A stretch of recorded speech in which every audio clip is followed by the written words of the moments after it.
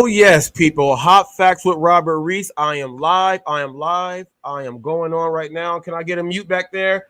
I am live right now, people. We got a whole lot to go on right now. I got a very great show right now with so much that I had to start at 12 noon Pacific Standard Time. You're watching Hot Facts with Robert Reese. Hot Facts is much more than a brand. It is the truth behind what we stand for. We got a great one.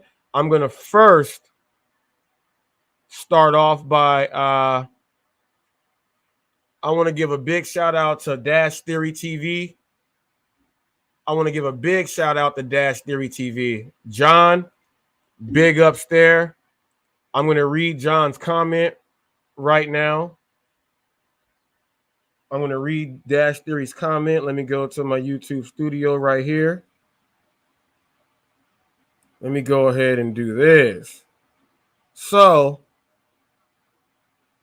I put a video up, people. Racial separation, money making, separate markets, gig economy. And I broke down every single race and how everything is broken down in zones and everything else like that. And it's everything else that I've been saying. And Dash Theory TV said, "This is facts, hot facts." This is his comment there because, people, you have to understand what I am doing is something that a lot of you gig content creators have never thought about doing. And I already know about these things. When people talk about being market specific, oh, it depends on what market you're in. Well, what does that really mean? It depends on what market you are in. What does that mean? Okay. I can tell you this, that in every market, there's certain zones. You may have a Cambodia town, a Korea town, a Chinatown. You may have a place where the Persians live. You may have a place where it's all Ethiopian and Somalian. You may have a place where it's Pakistani. You may have a place where you have Punjabis there. Then you'll have the whites, the Hispanics, the blacks, the Samoans, and the islanders. You're going to have all of that in every single city that, where people migrate to. And a lot of these large markets have areas where technically, like you'll see an area and you'll automatically know that, okay, I got this order here. I'm taking it to, let's say, Little Saigon. Let's say I have to go to Little Saigon. So now you know that you are now, even though your zone says this, in that city right there, you are in the Little Saigon zone.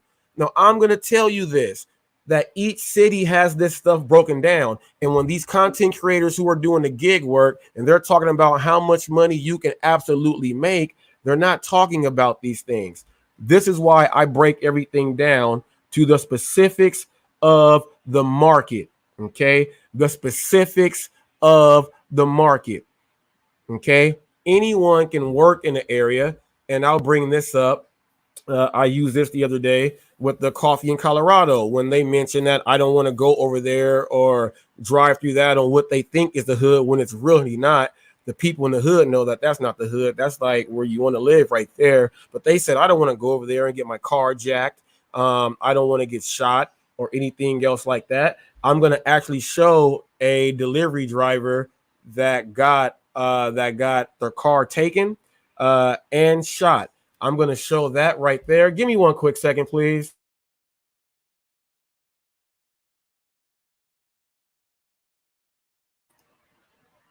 So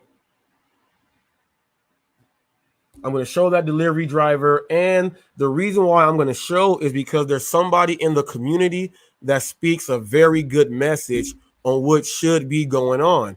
And it goes into what I preach. You have to learn how to be able to navigate in some of these areas so you can make that money. And I'll put it like this. We have to break this down to ride share too if people are really multi-apping. If you are traditionally and you are super multi-apping, you got to know this. There are areas, and we know that a lot of immigrants, they drive taxi cabs, they drive Uber, they drive Lyft, and we see them all in the gig world, right? Now check this out. These people know that they live in that section where I just talked about. They could live where it's all Ethiopian and Somalian there. They could live in that area there, right? Check this out. A lot of those people there, the dudes, drive taxi cabs, and a lot of them do Uber and Lyft. You've been picked up by many of them.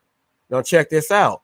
Those same guys also do food delivery. But now look, when they are around their area, they know that they can go ahead and deliver in their area, and they're going to make it all the way right there too.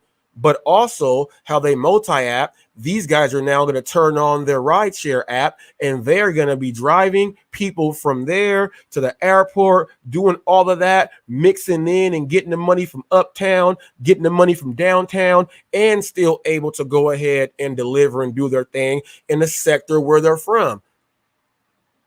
Not everyone can do that, but they found a way where they can. They can drive you there, they can pick you up and take you to these spots, and then they know when to go do their food delivery. They are multi-apping because they know how their zones are broken down. Now check this out. That same person that is driving somebody in the Uber and the Lyft is not going to do the food delivery when he drops them off in that area, when he picks up someone who they say is at that level.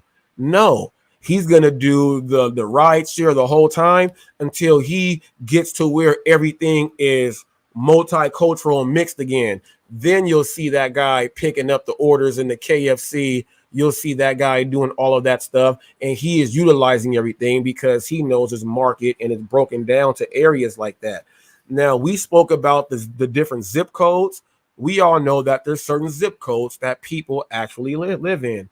Certain zip codes have homes that cost more, certain high schools, elementary schools, certain parks. There's all this other stuff that goes on when you break it down like that.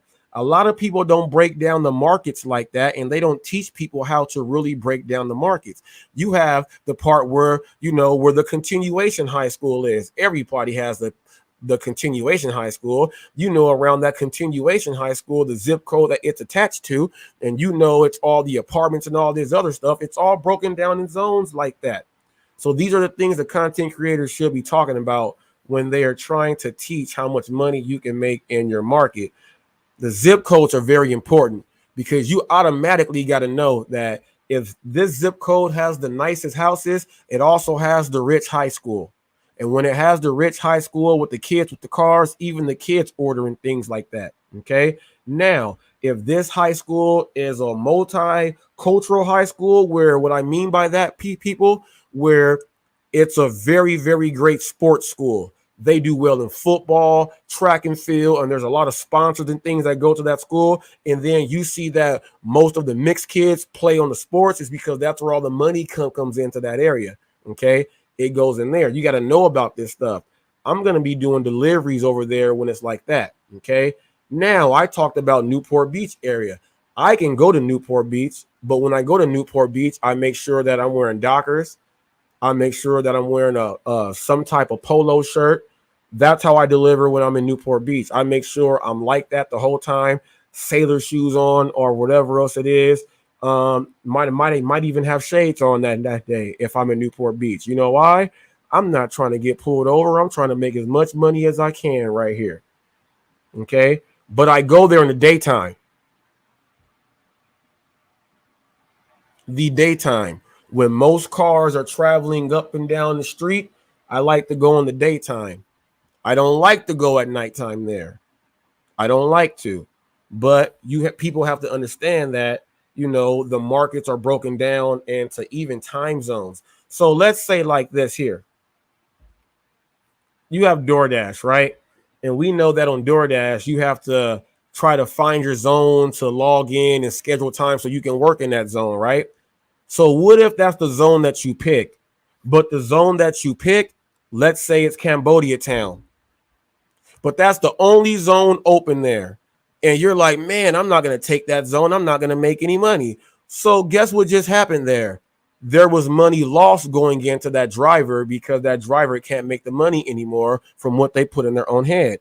It's broken down market specific, and people don't talk about these things. Your zones and everything. What's up, Corner Clubhouse? What's up, Bear Knight? That's how it is. You can literally, they can have you that you dash in this zone, but literally this zone is, let's say it's split. You got like, it's half like, once you leave here, let's say it's like Persian. And then once you leave this part of town, it gets to like, it's like the Asian part of town. So now you're like, man, people have stereotypes about all these races already. And I hear them in all the waiting lines when you're talking to drivers. Man, I got this. I hate going to the Asians' house, man. They don't never tip like that. I hear it all the time. So now someone already has that inside their head. So if that's the zone that they have to drive in, they're gonna try to not go to that zone and try to see what other app I can go ahead and work on. But literally, that could be your money making zone right there. Because check this out. What if you are from around the area and you know the neighbors and all that stuff? This is why getting yourself involved in the community helps out. That's what I do, people. You see me with the merchants, the people. You see me with the homeless. I talk to the council people. I talk to the people in the city. So I am involved in the city. So no matter where I drive, I can drive all the way down Sunnymead, Rancho Balago. I'll go all the way down to the other end. I can drive in all of these areas because I am connected, and I made sure that there's no place here in this city that I am not going to go. Okay, there is not one place where I am not going to go because I am putting my ties in so I can maximize on the full market in my city. There are people that tell me, man, I don't go up past we have Alessandro, we have Paris, Alessandro, we have Paris, Morrison. We get people that say, I don't go past Morrison Street. I don't go past Morrison, Nason, or Moreno Beach because that's Rancho Balago. Rancho Balago is where the big dealership is. That's where the apartments cost more, a little bit. You know, you get it's great scenery there. That's where all of that is right there. So you get people that don't even want to go do their orders there to even drop them off because even though it is Moreno Valley, the patrol right there, because the freeway is there, we got a lot of good stuff right there. There's a LA Fitness right there. And I don't know if you guys know about how the gym works. When you work in the gym, locker theft is one of the like people make thousands and thousands every day off locker theft. They go in they buy a membership, they go in the lockers, and they go steal your watches and all that other stuff, and then they hit the freeway and then they leave. So around that area where we have the industrial warehouse is there, the Skechers main warehouse is there, we have the car dealerships there, and we have the big gym right there. So patrol right there with the police it's heavy right there, and because the freeway is right there. So if people are going to try to do a shoplift at the Walmart, the Super Center, or the Target, they just go right onto the freeway right there. So there's more police. And Valley View High School is there. Okay, Valley View High School, that's where my son goes and everything else there. That high school has some, what they say is some better people there, quote unquote. So some people don't like to go past Morrison, Nason, and Moreno Beach. They literally avoid that. And here's why. We have the areas there off of Moreno Beach where the houses are just way too huge. You got a lot of Moto X guys and all their trailers are there on the outside. You have a lot of those people there. A lot of people who are driving, they don't know how to communicate with people. They come from areas to where they're driving to make more money to get out the area, but their communication skills are just not there. So they fear going into some of these areas, which makes someone not make the most money in their market. People got to break down the markets and be market specific. See, market specific. When they say, oh, it's all in your market. Well, what does that mean? All in my market. What does that mean? So we got to break this down so people can know what it means exactly. Okay. The area I'm talking about on Moreno Beach where these huge houses are, they have a shopping center there where it's the same shopping center in each part of the square in Moreno Valley. Stater Brothers, you get Stater Brothers, the Baskin Robbins, the Cold Stones. You get your Mr. U, you get your Armando's there. You get 2 sushi restaurants there. Your Subway is there. Your Waba Grill is there. Your Jack in the Box is there. You got flower shops there. Your Edible Arrangements is there. Each section in Moreno Valley has the same setup with the grocery store. Stater Brothers is our grocery store. And it's set up like that. So when you get sent to Moreno Beach, even though you're picking up from the Stater Brothers and the Jack in the Box and all of that, you are now delivering to what they say is the upper echelon of what the people can do. And a lot of people stay away from that. You know why? They kill their own money. They smell like weed when they drop off the food. They'll pull up, and there ain't nothing wrong with pulling up in a hoopty-doo. There ain't nothing wrong with pulling up in a hoopty-doo. But you get some people that live in these areas who are ordering food, and they will take away your tip because of the way your car looks. They may say that their stuff was not handled right. You'll get bad ratings and all this other stuff. So then it affects your rating, and you can't make money like that. And you don't want to go through that. They'll say that you tampered with their food and all of this other stuff. So people stay away from certain zones, which is why on DoorDash, the large order program, the top dasher thing is perfect, because I'm going to tell you guys this. If you are on DoorDash, okay, and you have the ability to be a top dasher, that means that you can drive anywhere you want, which means that if you really understand the market in the city that you are in, you know exactly where to go, to drive, to pick up, and everything. But if you're good with the communication, it even works out better for you. The large order program makes it better for you like this. I'll tell you this here.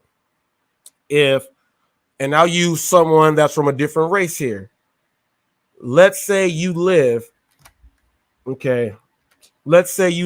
in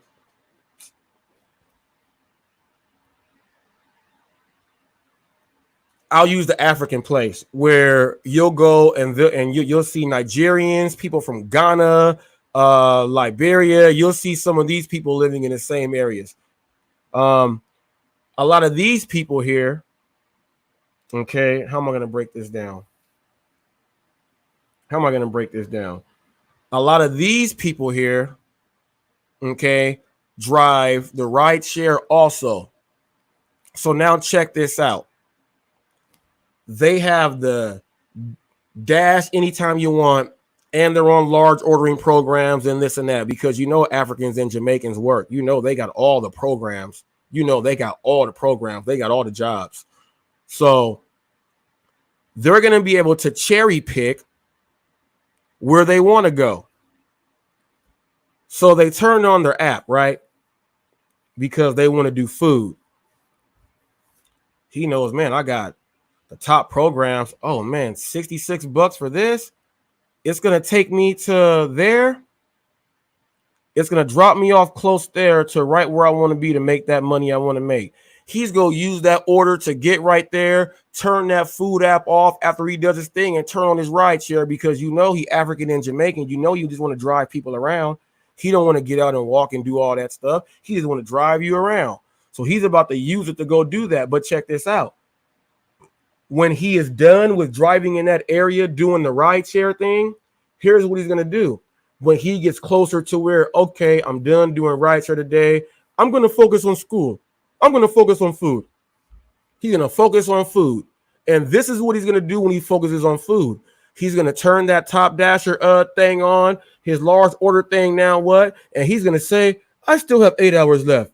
And after he has 8 hours left, he's about to knock out all that food and cherry pick everything right there, because he took care and he knows his market. He knows his market. It's really broken down like that. The content creators were saying, Reese is, what's he using the race thing for? No one's ever used the race thing. I'm not using a black and white thing. First of all, it was never a black and white thing. It was someone singling out a specific race and said they don't tip and they're cheap, which brings you into breaking down the markets. If someone says that, that means that he stays away from an area what he says is the hood and to where most of these people are, which means is that he's breaking down his zone into sections on how he's going to make money. They'll do it like that, but they won't say it out loud. And there's nothing wrong. There is nothing wrong with breaking down your area into zones and sections, because you have to know all of your zones and sections. Said many of them work harder than some of the whining entitled YouTubers that we all know. Yes, I'm talking about, and we all know the immigrants. I'm telling you, they drive ride share, and then in my area, we got this Asian dude, man. He's Korean. He's got 3 phones on his dash. Phone, phone, and phone. He's got 3 phones. This Korean dude gets busy. I mean, gets busy. He's in and out, does his thing. He gets busy. Busy. But see, he drives where I am. He drives where I am. And he is a supreme multi-yapper. So I see him around, but it's never like he's on Uber Eats. Most of the people here avoid Uber Eats. But because Walmart has Uber Eats, and people, I'm just letting you guys know this. I wasn't going to say nothing about this, but you guys know that the same day that DoorDash and Walmart split, that was the exact same day that the Walmart was on Uber Eats, and I have been explaining everything in full detail in the videos and on the lives about how Uber Eats has the Walmart contract. I've broken down the scanning. I've broken down how you get paid faster, your tips that come in the next day. I've broken everything down. Kimside Money Plans put up a screenshot, and said Uber Eats is now doing the Walmart deliveries. But I have literally been speaking about this ever since the first day and I put this in the live. Tony Lopez, my main man, I pull up there and he said, we were all here yesterday and didn't get any orders. And then I'm like, why am I getting the orders? I did it the same day, people, and put up the news. And I've been teaching people about how different the Walmart Spark and the Uber Eats is. I also explained to people how you can make money by using Walmart doing deliveries with Uber Eats, and then knowing when to go use Spark to make all the money. I've even broke that down. So everything that's about to be coming out, people, I have been documenting and talking about the whole switch and everything first. I got a bunch of lives and a bunch of ride-alongs or certain deliveries that's breaking all of this stuff down. I have been doing it now ever since the merger happened and they split from DoorDash. Okay, it is not brand new. I have been talking about it and I've been doing it. Came on Hot Facts. Okay, it came on Hot Facts. I even broke down how the Walmart, how it even works in the zones, on how even there on Walmart Spark, my zone is a huge gap. It's like this Walmart on Moreno Beach to the one on Riverside is 4.5 miles away from each other. Exactly. Okay. Then the one in Paris, it's a triangle like this. That one is 9 miles away to get to. They can give you an order from the ones over here to go drive 9 miles away to the one all the way there in Paris to pick up a Walmart Spark order. Well, here's what you do. You got to know how to work the zone. In order for me to do my Walmart, I will do it on Uber Eats because it's only going to keep me at that Walmart right there. And if I get an order that takes me to the other one, because a food order can take me to the other one, then it'll say, let's pick up at this one here. But I am never picking up at the one 9 miles away anymore because I can do those Uber Eats Walmarts and not have to worry about doing my full zone there. Now I can specifically work in Rancho Balago itself doing Walmart Spark orders and then multi-app when I'm done with that. And then I can just go straight to Uber. And then some days I'm not going to do Walmart for like 2.5 weeks. I'm going to get those We Miss You incentives and all that stuff. I'm going to do the Walmart on the Uber, do that for the 2.5 weeks to get paid faster. Then once they send me those We Miss You incentives, then I'm going to go ahead and do Walmart Spark for that week because now I can make 1.5 to 2 times more that week by doing it like that. You got to know how to break down the market right there. And in that market right there, this is the Rancho Balago area where You have those big houses that I'm talking about. So now you can really focus your area right there. But when you're real good with the community, you can do that. The other people that feel like they can't get there and go over there, they're not going to maximize the money because now their market is now broken down to this. And now they got to figure out how they can make money like this. And that's when their multi-apping comes in. So we got to break down the markets. And the greatest thing about the markets is it doesn't matter what app you are on. It does not matter what app you are on. You know why? Every app has to deal with the people, and the people is the market. So when we are breaking down the zip codes, the high school, what ethnic group lives here, all of this, you are now really breaking down your market. Now you are breaking down your market to know how you can make money. This is what the race thing is all about. And you guys tried to twist it and go the wrong way. Always cherry pick, put up a video that it's on my short. Called me supreme race baiter and all of this other stuff. He accused me of my subs while doing all of this other stuff, people. And it's crazy. It's crazy that he did all of that because I'm going to take a pause right now. And we have a social blade alert. And I heard that he tried to remove all of his content from things, but he never deleted. The social blade does not do that at all.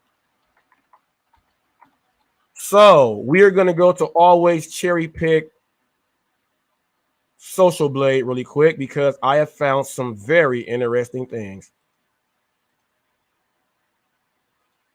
Don't throw stones if you in the glass house. We talked it yesterday. We talked about it yesterday. Loose lips sink ships, okay? We're going to click on, let me make this large so you guys all can see. Let me put it here. I'm going to enlarge this so you guys all can see. Let's hit always cherry pick. The 3 uploads he has are the 3 videos that he has up there now, right? 3 uploads, 809 subscribers. He took all his videos down because he said he's focusing on the content to come at me and DoorDash revolution. Race baiting right here. Here's the video here. He took all his videos down, okay? He says he took all of his videos down and or he tried to delete. I don't know.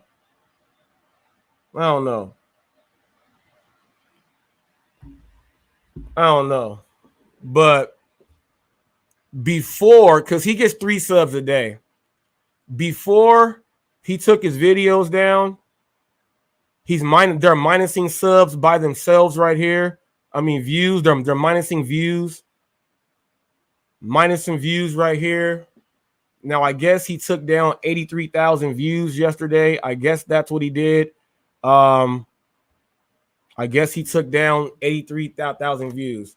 But to me, if I'm looking at this, I'm erasing videos where if someone goes and checks the social blade, people, they're actually going to go back and see, because I can do the last 30 days. Let's see a full monthly. As you see the monthly, people, look. He lost 6,000 something views. Look, on the 3rd, September 3rd, he lost 6,400 views. He lost another 182 views. So when someone tried to throw things at me, people, and they figured out like he's going to go back and check me, he's never did that yet. Then he just gets rid of a whole lot. Anytime you were just losing views, yesterday, people, we spoke about this on my channel yesterday about how they're using the things to boost your views for the view count. And then when you are buying the whatever and the views that are not from real people, when the algorithm catches that, they take them away. So if they are just taking away your stuff and then you try to throw something out there and you figured out, man, he ain't said this about me yet, you already knew I was. So once you accuse me of doing it, you already know your social blade was going to be on full blast. And you were already minusing out on views because your views were not real. Okay. Losing 2 people as subs does not minus 1,700 views. That doesn't happen. You have fake views. And now that I am going out there and I'm exposing all of this stuff now so people can really know how it works. You have to go ahead and get rid of all that stuff. Refocus your energy now onto I'm going to try to expose Hot Facts and DoorDash as race baiters. Well, here is the race bait right here. I'm breaking down each market ethnicity wise, and then ethnicity wise, people, you know that in these areas where it's all a certain area, you have rich people that live and they're from that community too, but they live in their villages right there is what they call them. So yes, here is my race baiting, teaching people on how to understand your market fully, learn how to get along with everyone, learn how to create yourself publicly with the people in that area so that you can make the most money with all the races. This is the race baiting right here. The race baiting was putting it out there because no one talked about how you can actually make the most money and breaking it down by zip codes, the areas, the housing. You guys talk about well, these houses, these houses cost more here. Yeah, but most of the houses that cost more are only in the rich white area. So that's where normally the richest houses are. Don't you know that the places that's normal, these people have added on to their home to now into 2-story and stuff like that. They got all that stuff sitting in there and they live in their community peacefully like that. And these people own the businesses, they own the tow truck yards, they own all of this stuff, and you don't even know because you don't interact with them. You got to teach people how to break down their market specifically. This is the race baiting that I am doing. So the race baiting that you are going to try to misconstrue and you're going to try to say, no, they're really doing it like this. That's why I put up the videos, and that's why Dash Theory TV John, who is coincidentally, people, I will tell you this. The reason why, when he's going to use Cherry Pick's going to use, he called Hannibal and Uncle Tom. Now, let me tell you this. I've been talking about this stuff, right? Hannibal has been aware. He asked me, why did I call him Uncle Tom? I broke it down, but let me tell you why this people here.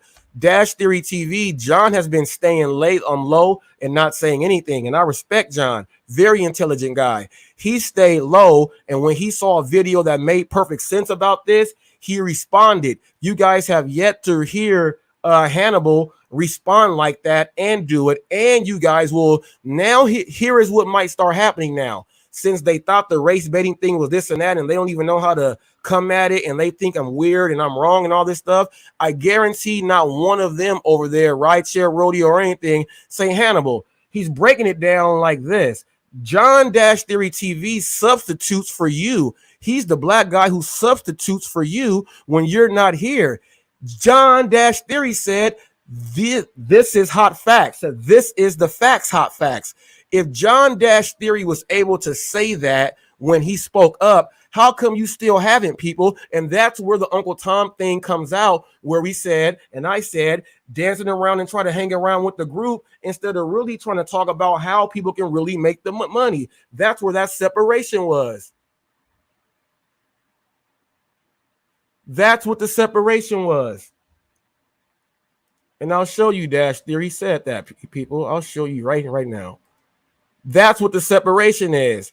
And I guarantee that they are not going to say or ask Hannibal, like, you never broken it down like this. And there's a lot of, when you read my comments, there's a lot of black people, a lot of Asians, a lot of Mexicans, a lot of whites who are agreeing because they're telling me that no one's broke it down like this. And this is how it should be broken down because we all live everywhere and we all live in markets that can relate to another place. Some of them may want to know how to navigate through there, but you guys are only speaking from one perspective. And then you make jokes like, I don't want to go over there and get shot and get my car jacked. Well, don't you know what you are doing? Like on the whole thing, you are doing the separation there and you don't even know how you're doing it. And you don't even know how to teach people how to actually go through all of that. That's the issue. That's the issue. Dash Theory TV is right here. Let's check this out. Look at this. Look at this. Let's see. Chrome tab, because that's where it's open.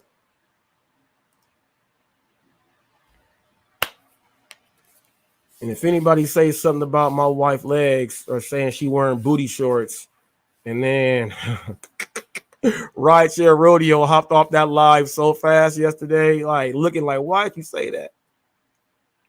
My wife runs. If you want to see my wife and all her workout gear, you got to go to my other channel, TTMATBF, or just type up the new you personal training and you'll see exactly what we do. And then your comments will go away. But the treadmill is right here. And when you're wearing the athletic gear because you know what the compression is supposed to be for, not I'm an overweight person wearing compression because I want people to look and see I have a curve. No, that's not what it's there. The compression is there to absorb the water and hydrate your body and your muscles. That's why you wear compression, and you wear that when you're doing exercise so your body can stay hydrated more so you can run longer when you're doing that stuff. So keep those comments to yourself, please. Try to bring up something else that makes sense. Please do. Please do. Now check this out. I'm going to blow it up. We all see that that's Dash Theory TV. This is Facts, Hot Facts. This is Facts, Hot Facts.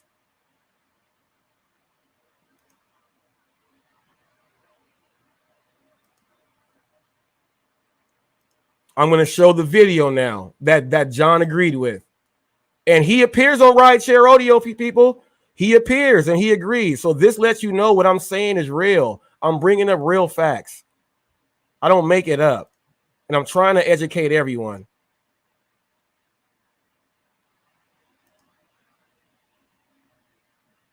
Free Dash Bandicoot. Dash Bandicoot tapping in with you, brother. Hey, shit, I'm right here on a break in my dash right now, getting busy, but I figured I'd tap in before I eat some grub real quick. But yo, man, I like your channel, like what you're talking about. You know what I'm saying? I feel like we share some of the same ideas as far as like how to navigate this gig market. So just tap. Now, did you hear him say we share some of the same views and everything? When I first came in, he asked for my number instantly. He's up there in the Washington, D.C. area where in Virginia where Nova Dasher is. I talked about the market like that and he broke it all the way down. That's why he said on how to navigate these markets, people. I've been talking about this from day one. Okay, let's get back to it. Let's get back to it. And this was on, let's go. Showing love, man. I seen your comment. Finally got a chance to hit you, bro. Whenever you get a chance back, man, just holler, man, for sure, man. Love, bro. Be safe. I gotta say something now. I gotta clarify one more thing. I was hit up and said you may have to do one more message about the racial thing. So let me go ahead and stop this car. I'm gonna do it now. All right. When I brought up the racial thing on how people are not making money in certain areas, it's all the way true. Black, white, Asian, Hispanic, it don't matter what you are, Hindu, Pakistani, it doesn't matter what you are, right? But then check this out. If a white person says, I'm not going to go to that area because my car is going to get jacked and I will get shot or beat up, they say they don't want to go there because they think they're going to lose something valuable instead of making the money. If a black person says, I can't go to this area because I'll get pulled over, taken out my car and taken to jail, it's the exact same thing. You guys just got to look at it the way you are supposed to. And if you know where to go and where not to go, you'll make the money. Now, that's not saying you can't go to these places and make money. You have to be someone that knows how to adapt and to be there and know how to speak to police officers when they're doing their thing. You have to know all of those things in order for you to do it.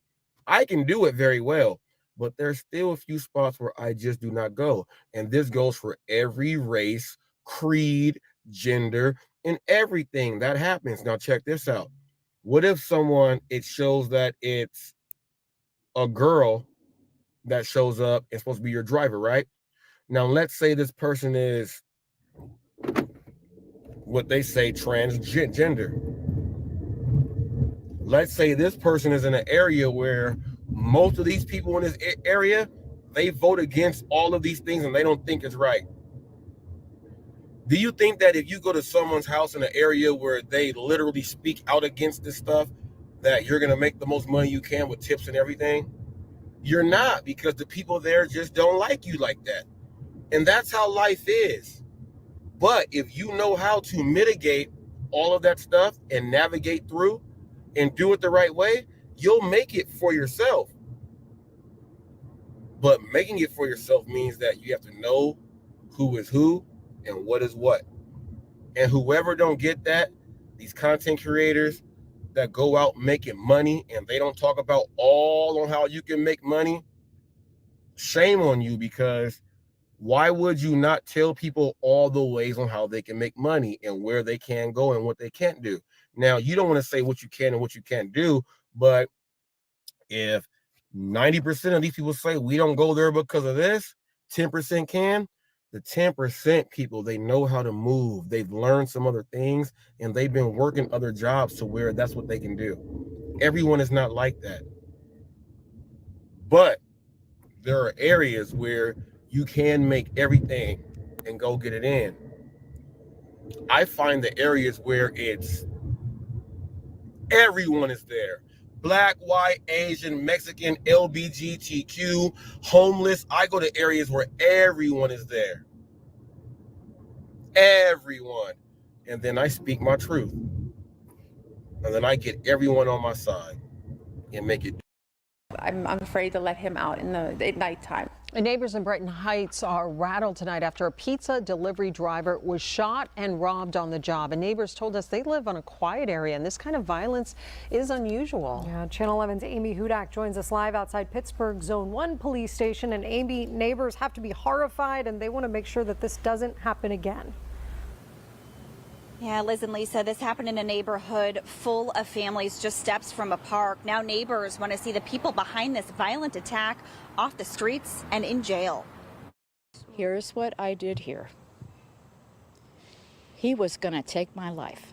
That's what Denise Pierce says she heard after the sound of gunshots woke up her quiet neighborhood on Marmaduke Street in the city's Brighton Heights neighborhood around 10:30 Monday night. A pizza delivery driver shot twice in what police believe was a robbery and attempted carjacking. The wounded person was on the sidewalk 2 doors up from me, and there was a red area open on the head. And then I saw the ambulance come. Police and paramedics rushed to the street, controlled the victim's bleeding, and got him to the hospital. But as many as 3 people believed to be involved in the robbery ran off. Today, detectives were back on the street, continuing to track down leads. For it to happen, it is definitely a wake-up call. So. This neighbor says her street is full of older folks and families. She says she's now forced to change her habits. I have a child and I'm scared now. I'm afraid to let him out at nighttime. Like, he wants to go to the park. I'm not going to let him go to the park. Pierce says it's time to attend community meetings, create a local crime watch, and get to know officers by participating in National Night Out. She shared this message with her neighbors. To trust the good on the street. That there are people who might not come out right at first, but if it takes one to lead and share with the next, then them on the street knowing we have some opportunity here to come together. There are still a ton of unanswered questions. We're working to learn what restaurant that delivery driver worked for, who he was delivering to, and whether or not this was a targeted attack. Reporting live from Now, the reason why I put that up, because you heard the lady say, if one can lead and get out there, then that's what we got to do. No one's talked about this stuff. Now, where they live now, they said the area, they have the older people there and the homes are there and it's family oriented. But now the area is changing now. The area is changing to where they don't want their kids to go outside. And that local park, people, you got to know local landmarks and everything when you're doing these deliveries. Okay? Now, this is how you know your market. Okay? You got to know your market. You got to know your market. That zone is changing there. The zone right there is changing. You have to know that that zone is changing. The only way to know is to get involved with your community so that you are in touch with the whole thing. That's how you really make the most money as a delivery dude. And you are touching all the bases with all the races and everything. Okay. She said that people have to start getting out more and speaking with the police more and being more involved with them. Okay. Coincidentally, people, you guys see me out there doing that stuff, right? That was the delivery driver that got his car jacked. We always talk about being aware. We go over this all the time. I go over delivery drivers that are leaving their cars running all the time. That happens all the time. So don't do that stuff. Don't do that stuff.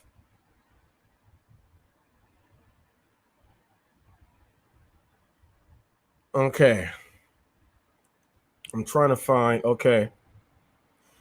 I'm gonna go and there's some more driver news about a wage lawsuit. Okay. And there's also the I'll go ahead and bring this one up too. Let me see, which one do I want to bring up first?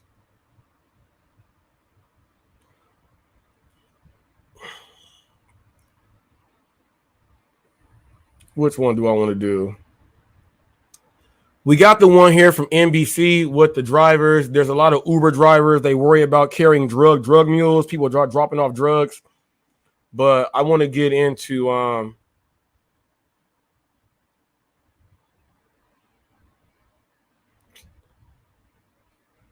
here goes another one. Someone in England delivery driver got their car stolen and he left it running while doing a delivery. I speak about that. Slap yourself.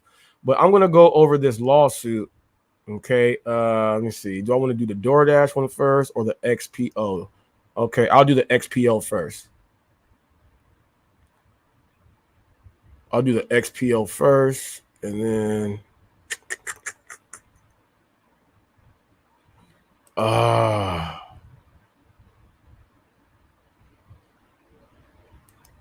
can I do this?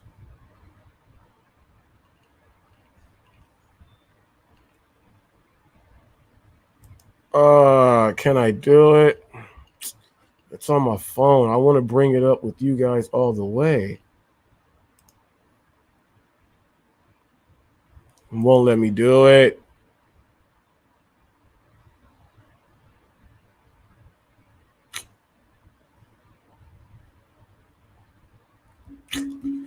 All right. I'll just briefly.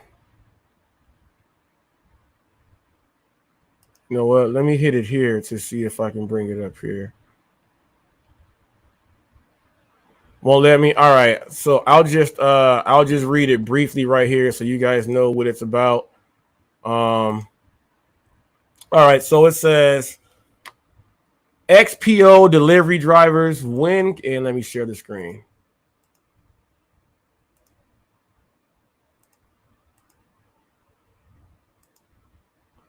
All right. Is it big enough here? Where am I at here? Okay.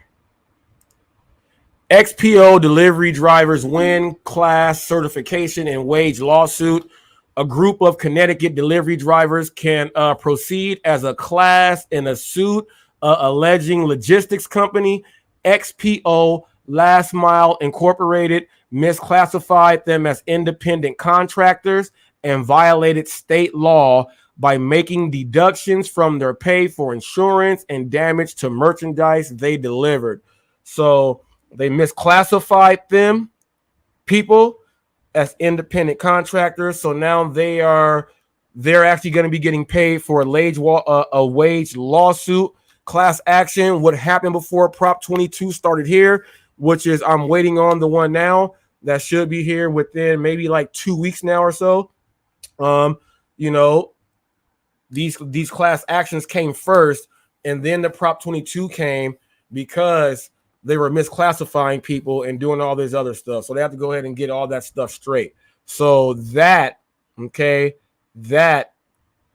is there. That's there. So if you work for XPO, now check this out.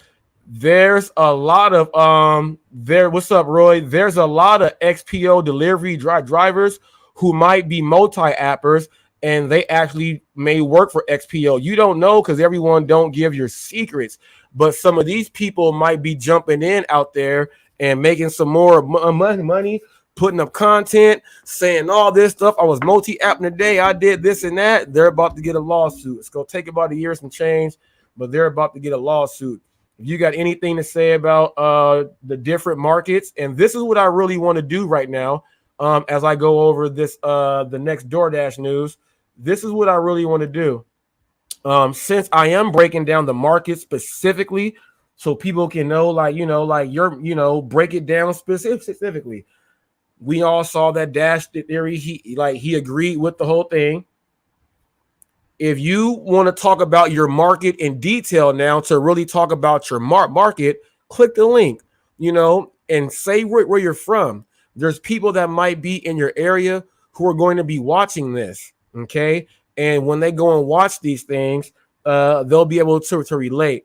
I'm going to let you guys know this too. For the past like 3 days, I'm working on something new here as far as my show. And because the content is firing out like that, I've been doing a morning show and a late show. Okay. And each show gets about 160 to 175 views a piece. So it's going over 300 something in a day for my lives. And I'm doing them typically in an hour and a half typically it's about an hour and 27 minutes to an hour and 40 minutes. I'm trying to stay below that 2 hour mark, but the 2 hour mark there, people. So I'm not doing 4 hour and 5 hour lives. I'm doing one show here for this thing here, and then I'm doing a separate show, and both the shows now are generating at like the 175 view mark. If you go back to the very beginning of my lives started off with 20 people total views, 25 total views, 60 total views. People, you have been watching my lives grow. Go check the numbers out. I have brought the most gig news, actual news, than more anyone in the whole thing, along with any other news. And it's growing like this to where now I'm doing a show like this, and then I'm doing an evening cap because there's content that's coming out so rapid. People are watching me and they're watching them. So I'm getting it there, people. So I just want to give people a big shout out there for tuning in to Reese.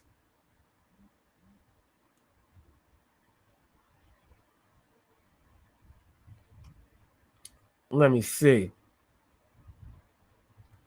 Now I'm going to bring up, let me see, DoorDash. Okay. Let me see. Come on now.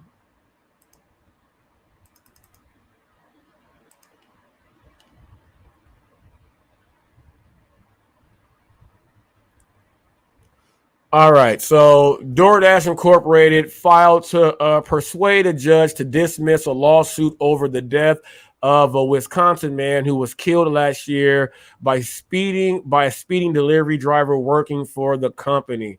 In a tentative ruling Friday, Superior Court Judge Richard Ulmer rejected the San Francisco-based company's request to dismiss the wrongful death lawsuit, which DoorDash said shouldn't have been brought in California. The lawsuit was filed by the family of Ashley Taylor, 37, who died in April 2021 after he was struck by an SUV going 75 miles per hour in a 45-mile zone. Okay. In a 40-mile-per-hour zone. The DoorDash driver behind the wheel was later charged with reckless homicide. DoorDash operates an app-based meal delivery business that, as its name suggests, counts on its Dasher delivery people to be speedy, the judge noted. Ooh. DoorDash and speedy, the judge tied that in. The loss of Mr. Taylor is a tragedy, but it does not change the fact that there is no evidence DoorDash was the cause of the accident, and there is plenty of evidence other factors were, the company said in an emailed statement. This tentative ruling is not about the merits of the case.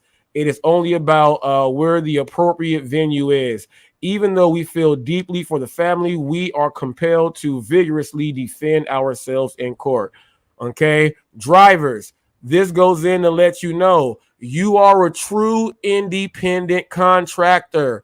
You do not work for DoorDash, which means I teach you guys and I tell you guys, you got to go in there like a vendor. You got to check in. You don't stand there. You don't work for them. You got to go and do these things. And when something happens, your car crashes and you didn't have the right insurance on it and all this other stuff, they are not going to back you because you are supposed to be the business person.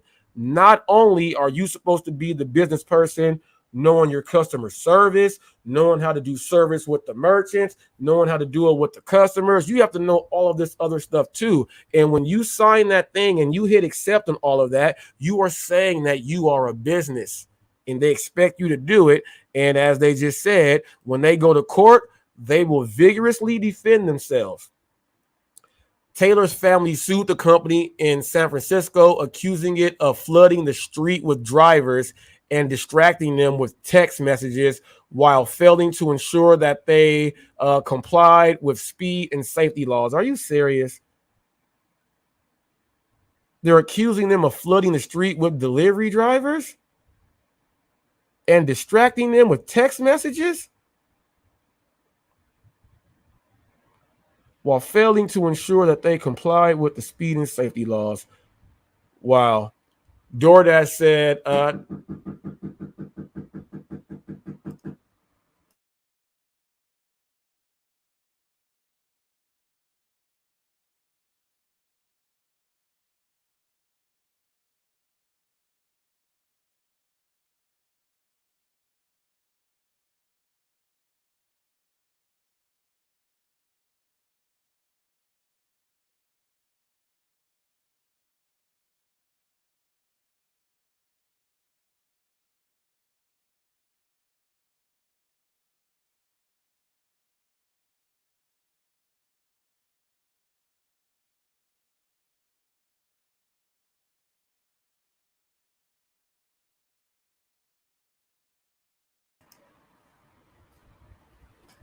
back.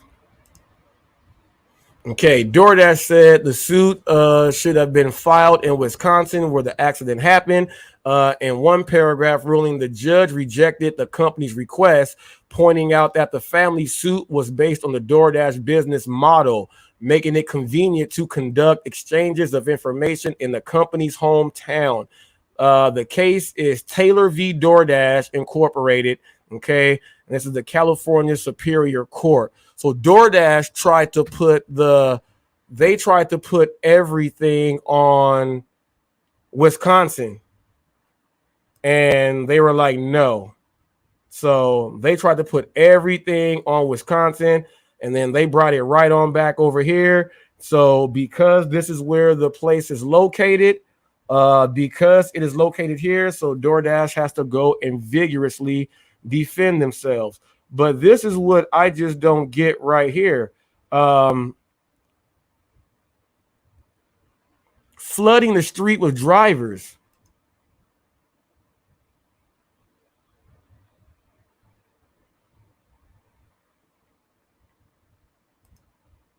Jada Cannon said DoorDash driver carjacked in PG County, Maryland, and left on the hook for the car loan. Wow. That is hilarious. What's up, Moons over Miami? Hilarious. But people, how can you say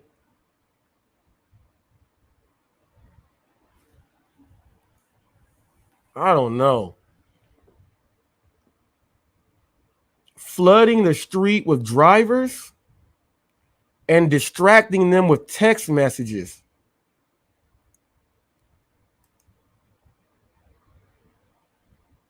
That's crazy right there. That's crazy. And I guarantee, even though DoorDash is going to vigorously defend themselves, I guarantee they're going to settle somehow, because check this out. It's going to turn into a bunch of people. It's going to turn into a bunch of people saying they've gotten traffic tickets. They're going to do a case study. They're going to, and it's going to be in your emails. It's going to be popping up on your phone. If you've been a DoorDash driver and you've gotten speeding tickets, if you've been a DoorDash driver and you were in an accident and you lost your job, they're going to be talking about all of this stuff to tie it in. And this is how DoorDash is going to settle. I guarantee that's how it's going to work. They're going to start asking all of these things, and then they're going to get all this stuff in, and then they're going to get people to join in for a class action on top of this, and then their DoorDash is going to settle because so many drivers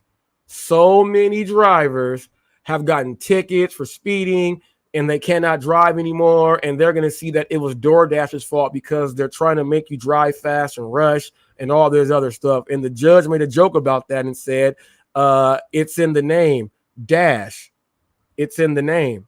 So while it's in the name, that judge already said that that's coincidence, and it's funny there. So now DoorDash is going to have to vigorously defend itself. But there's going to be a lot of people now coming out the woodwork and now saying that, and they're going to say, look, I got this ticket here. They deactivated me because of this, but I was doing a delivery.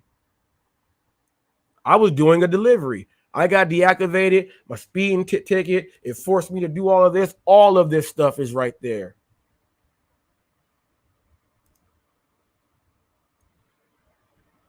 It's a serious point. The current notification system for DoorDash is unacceptable.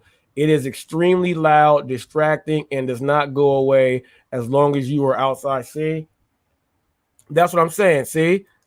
It starts just like that. So trust me, since they have to go to court and fight, they're going to get a whole lot more people who have been done wrong. That's the lawyer's job. And the more people the lawyer can get, and they can prove some things have happened to them, even though it's not death, they're going to get all these things in order. And then there's going to be something handled to where there's going to be some type of settlement done. And even though it's Wisconsin, they're going to be doing it here in California.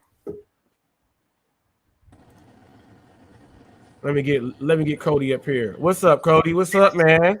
How are you today? I'm doing all right, man. I'm doing all right. Cool. You hear this news up here, man? Yeah.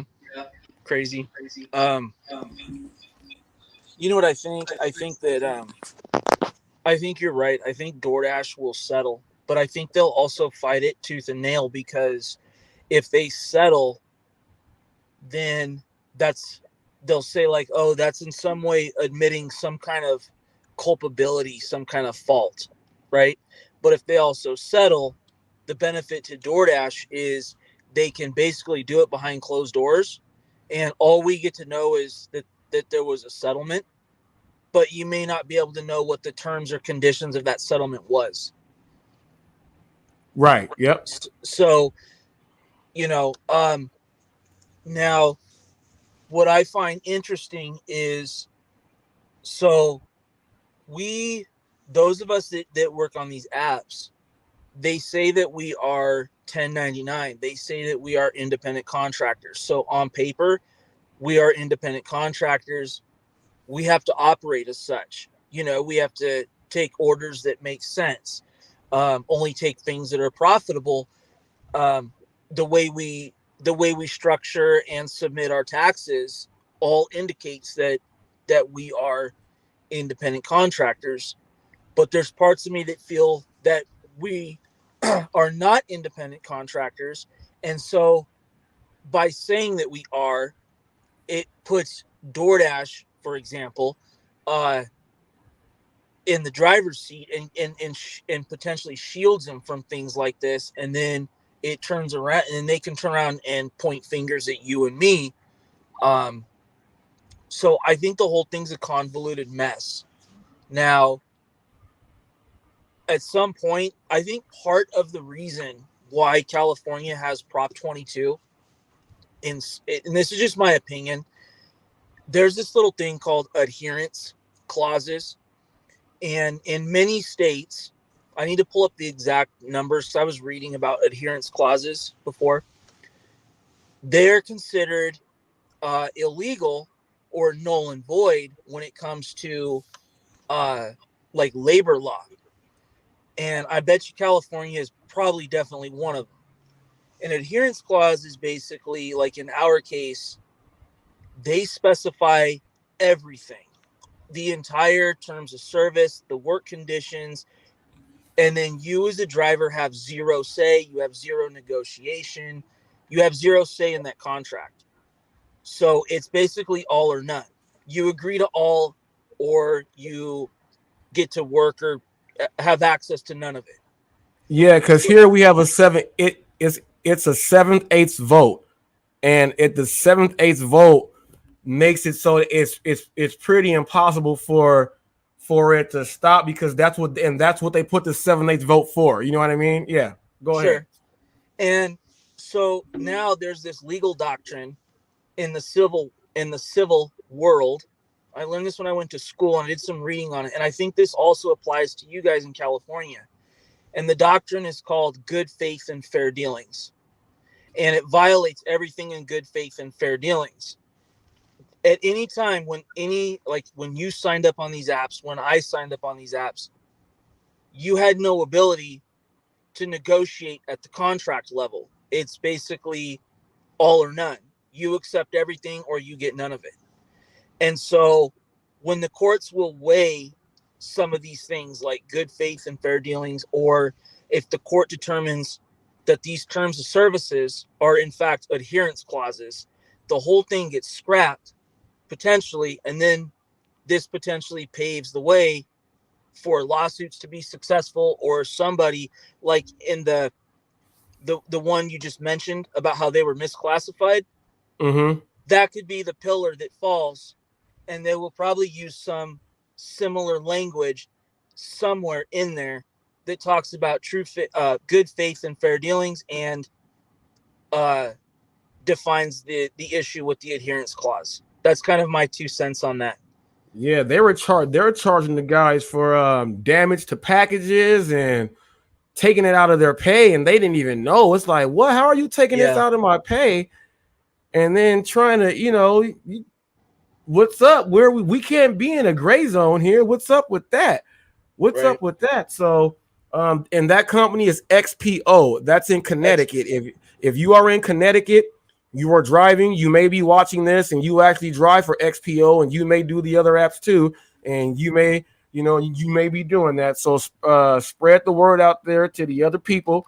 What's going on. You guys got something that looks like you're going to get some type of class action lawsuit there, to where you're going to get that back. They're going to give you your stuff, or the lawyer's going to take theirs, but you'll still be able to come out with something to bring something back.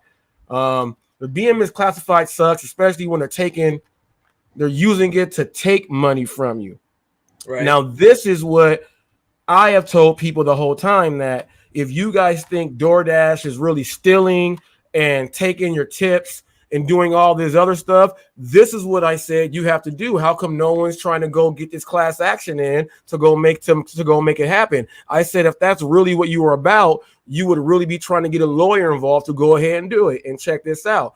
At XPO, these drivers said that, look, they are stealing from us, and we know it. It's not a bunch of people speculating and doing videos and arguing about what's not there. No, they said, we know what's going on. We're going to go get a lawyer. We're going to pitch this to the lawyer, and now they're going to make it happen. So people, when I tell these people like Gigi Condon, if you guys think that it's so much fraud involved with this, how come you guys are not trying to get a class action started? This is exactly what I talk about, people. So when you hear me talk about this stuff, I'm not weird. I'm just talking about, don't run your mouth if you're not ready to go ahead and do it for real.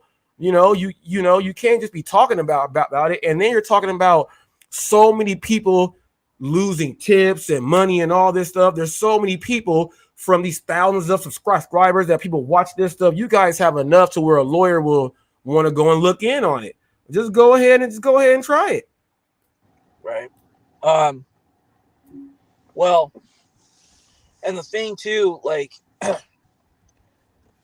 I see, like, now I'm kind of on the side where I feel like we're misclassified. And I say that because they do things to us arbitrarily without reason. And it's almost like you have almost zero recourse. Now, right. If this is, let me just bring up like an example. I don't know, like, I'll just make something up. Let's say you own a security company, okay, and you contract with, I don't know, some local property manager to provide security services, and that property manager says, you know what, I don't think you did whatever the thing was properly or right. and they just basically can your service and don't pay you or withhold money, that doesn't fly. Like there has to be, like there's things in the contract spelled out. There would have to be like a full disclosure as to what you did wrong. And a lot of these apps, they don't provide that. They just basically can you, deactivate you, whatever term you want to use.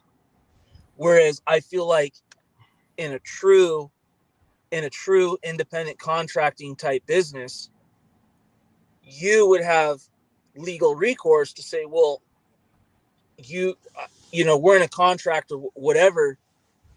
So either tell me what it is, or I'm going to take you to court and sue. And we really have no ability to even take them to court in some ways, because you don't know what it is. Now, if you look at states like right to work states, like where I'm at, the employer can just fire you without cause and without reason. Yeah, And I'm at an at will. I'm at an at will state also. Right. Yeah. And they're kind of there's certain elements of that exist when you're, say, deactivated. So, and I think they hide behind the whole 10. That's why I push back a little bit. I don't think that we are true independent contractors. I think that we operate as one because you have to, because the way it's set up. But I think if it really, really went to court and was really put to the true test, I think it would have really good standing. I think we'd have a really good standing to say that we're being misclassified. That's just kind of my opinion. Now, the whole thing is, now Vaughn says that no, he says nah, they treat you like a temp agency. When they have work for you, they send you out. Yeah, and check this out. Just like at the temp agency, when a lot of people go to temp agencies and they know I'm just about to just yes, all the way through, sign that thing, let's go to work. Same thing with these apps. You hit agree and accept when it's pretty much what it is. You're a 1099 because we're gonna send you work, but you're agreeing to that. You don't know where the work is coming from. You're just gonna accept the work. You know what I mean? You're agreeing to that. So that's where I tell people, if you don't want to be doing this, you got to read all that stuff. You got to read it all, and then you really can't complain because you didn't read it and understand it. You can't complain after, because this is the agreement. This is the agreement that you said okay to in order for you to make the money that you're making. You agreed that they have this, and that's why there's no union. They decide that for you. You know what I mean? So that's what you signed up for. You signed up to have the ability to accept them when you want to. You can turn them down as long as you want. You agreed to all of that. It's just that you don't see the list of whatever it is and then go and pick. You didn't agree to that part because they didn't give that to you purposely. And I go back to saying it's an adherence clause, and it's an all or none. Now, I do believe we have a very limited amount of control as far as turn it on, turn it off. You can accept it or you can decline it, but there's certain controls that they put like at different levels and at different parts that come in randomly. So decline a certain amount of stuff, potentially have your dash ended, which possibly, depending on where you're at, effectively may end your day. So I believe they have some control. Exactly. That's where the breaking down the markets can come in, because if you decline so much in that area, that knocks you out right there. So now you just took the money away from yourself. You know what I mean? Like, that's why breaking it down, you got to break it down. Well, and I think too that, so like I said, bottom line, I just think they have there's so many like little tripwires built into the algorithm. my opinion is just because they say we're 1099 doesn't necessarily mean that we are 1099. But I'm also saying it doesn't mean that we're also not 1099. I know that sounds really convoluted. I'm just trying to look at this as there's a possibility that we are misclassified, and I'm only saying it because of what I said earlier, but also because of all the tripwires that are put into the system along the way. Decline so many, possibly get booted from your dash. Um, you have no right to any kind of discovery or knowing um, why you've been deactivated, or why maybe you've been violated. There's just a lot of little built-in little punishments that are in there that I don't think are conducive of full-on true 1099.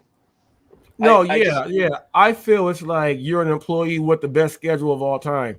You know, yeah, you're an employee with the best schedule of all time, but they, depending on how you do your thing, you're your own lead, your own manager, how you handle your individual business as your management, right. is how it goes. But you're an employee with the best schedule because you can do whatever you want. And that's what they use as the independent part.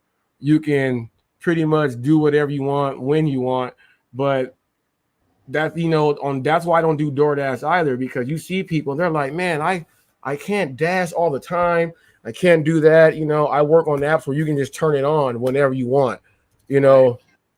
That's why I don't like to do the sign in thing and all of that.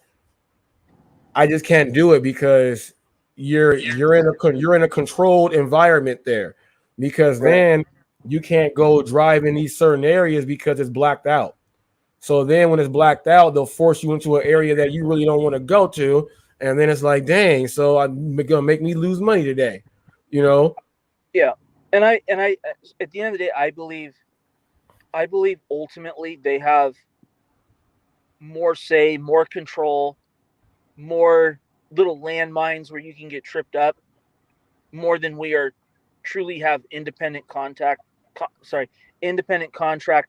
type control. And I I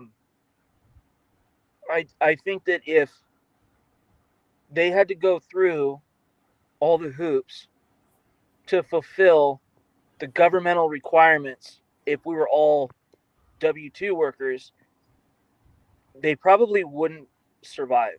So um, I don't know. Time will tell, I guess. But now Walmart Spark, I think lately they've been quite the offender when it comes to misleading and taking money. So for example, I had an incident where I was on a incentive, delivering with incentives, and I had $50 of incentive coming my way. Mm-hmm. I didn't receive the $50, so I emailed them, submitted all the required stuff. I still never saw that $50. That was 2 months ago. Couple evenings ago, we had an evening incentive, an extra $5 per delivery. I was like, whatever, I'm working anyway. I should have had an extra, not a lot of money, an extra like 25, $30 or something. And then the evening incentive went away as if it was never there. So I think they do some weird stuff like that, like to bait you to get you to go out or keep you out working and take stuff. And then the most recent one I had happen yesterday, I took a delivery. It was like $25 for 6 or 7 miles for 2 people on the batch. After I arrived to Walmart and was waiting, one of the customers canceled the order. So it said, hey, the order's been modified or whatever. It still showed the $25 payout. I'm like, cool. I'm only going to drive half the miles. So I finish out the job. It was like $17, huh? No, it was worse. It was like $12. So I called him. I'm like, hey, what's up with that? You guys didn't adjust it. You guys sent me the message adjusting the delivery to show now one person, but you didn't adjust the payout. So they gave me some long-winded answer. I'm like, I didn't agree to that. You still represented it as $25. I agreed to $25. Anyway, long story short, they paid me $12 and some change. So that's what I'm saying. You got to watch Spark, because I've been noticing some crap like that starting to creep up with them. Now, my question for you is this: with this large order program thing going on, because like on Uber Eats, there is no large order catering program. If when you're a diamond driver, you just get the stuff like that. There is no, they don't have a program that's set up, pizza program. They don't have that. It's just you're ranking out the driver, you get those orders. So what do you feel about this large order program? Because now it seems like everyone's forgetting about Top Dasher, and now everyone's trying to get on the large order program. How do you feel DoorDash is going to handle this, with more people trying to call in and get on, more people just trying to just be on that? How do you think they're going to handle that? Because there's not a lot of restaurants who do a lot of large orders like that. Like when you go do deliveries, you see which ones say catering. Like you see the ones say catering available when you go in there. That's not all the restaurants there. Yeah. So I wonder how they're gonna. How do you think they're gonna handle that when there's way too many people on a large order program for the restaurants that are actually doing that? I can see them going two ways. I could see them just handing it out like candy and saying, screw it, get them off the phone. Then the advantage to DoorDash is more drivers on the road with the large order program means more likely someone with the required equipment, like the large bag, is available to take something. Or they stick to their guns and say, these are the requirements. And if it opens up in your area, you may receive an email. Until then, you got nothing coming. Now, I can say this. How I got offered large order program was, I'm guessing the ratings were at a certain point. I received an email about 5 or 6 weeks after I was activated on DoorDash, inviting me to the program. So of course I accepted. And then they sent me a code for 90% off on the large DoorDash red bag. So then I ordered the bag basically for $10, and they shipped it to me, and I sent some photos, and that's how I got on large order program. So, I mean, that's my experience with it. I didn't call them. I didn't do any of that.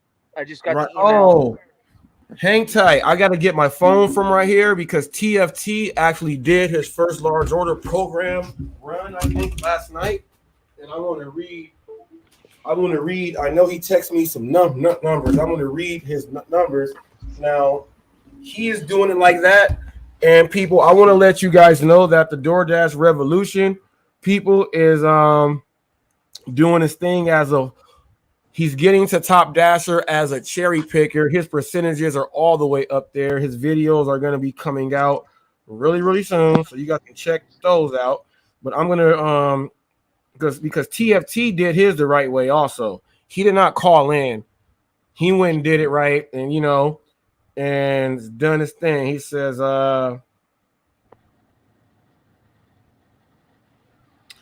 TFT said, ended my night, but wanted to share this with you people. His numbers were $693.25 on DoorDash Pay. Customer tip, $351.15, September 19th through September 25th, $1,044. Active time, 32 hours, 49 minutes. Dash time, 44 hours, 37 minutes, 103 deliveries. Then he said, plus I got my Spark earnings too. Now he's on the large order program now. and he's up there in my state. So we're going to be able to see what the large order program does on DoorDash in California with Prop 22. So that's what these numbers are going to be able to bring and show some people there. People want to know about Prop 22 thing. Got my man up there. He got accepted in, and that's what he's doing for me up there. He's bringing the numbers so people can now see what Prop 22 is with the large order program on DoorDash. And that's what TFT is doing up there in Fresno, California, people, Central Valley. Okay. In order to fix stuff, people, you got to get out there and have people working with you and putting out the work. So I want to thank TFT for that one. Oh yeah. Well, and with how isolated we are in Alaska, it's not like we have people just coming and going, like with all the connected lower 48. So the way, like, some of the things you guys describe on the DoorDash app is not at all what we have here. Because I think, simply put, they can't just fire everybody off DoorDash because they'll run out of people at some point. So I think they let a lot of garbage slide, unfortunately. Mm-hmm. So like the whole 50%, like if you keep your rating above 50% or something, you have access to higher paying orders. I've talked to people here that have acceptance ratings of like 5 and 10%, and their earnings are pretty much on par with mine. And I'm in the 60 some percent, and I don't take a lot of flip-flop orders, meaning like high mileage to low pay. It's just in my area, 50-60% of what comes through is acceptable, is good. So right. And that's what I'm saying. And I've never once seen the email or notification about the whole 50% thing. Neither have they. And there was couple other little things I can't think of off the top of my head at the moment, but just little things that I'm like, yeah, we don't have that up here. Oh, the pizza bag, the whole pizza thing. Mm-hmm. Man, we all get pizza. We've never been invited to any pizza stuff. We just run pizza out if you're in Anchorage, like with Little Caesars, or out where I'm at, out in Wasilla, with Pizza Hut.